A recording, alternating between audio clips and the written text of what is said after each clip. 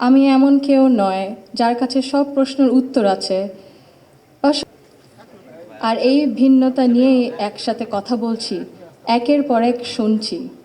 এটাই গণতন্ত্রের আসল সৌন্দর্য। আমার আগে যারা সম্মানিত প্যানেলিস্টরা কথা বলেছেন তাদের সবাইকে আন্তরিক ধন্যবাদ জানাই। আপনারা অনেক কিছু বলেছেন, হয়তো বা আমিও বলে ফেলবো। সো আমাদের একটা মাইন্ডসেটে আই থিঙ্ক সিমিলারিটি আছে। আমার খুব ভালো লেগেছে শুনে। আমি আজ এখানে দাঁড়িয়েছি ভিন্ন এক অনুভূতি ও আবেগ নিয়ে। বাংলাদেশের এই পলিসি লেভেলটায় আমার প্রথম বক্তব্য এটা। আমি এমন কেউ নয় যার কাছে সব প্রশ্নের উত্তর আছে বা সব সমস্যার সমাধান জানা আছে।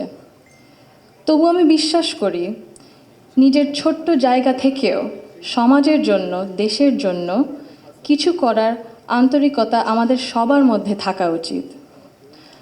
আজ আমি এসেছি শুধু শুনতে, শিখতে এবং একসাথে কাজ করার মনোভাব নিয়ে এগিয়ে যেতে।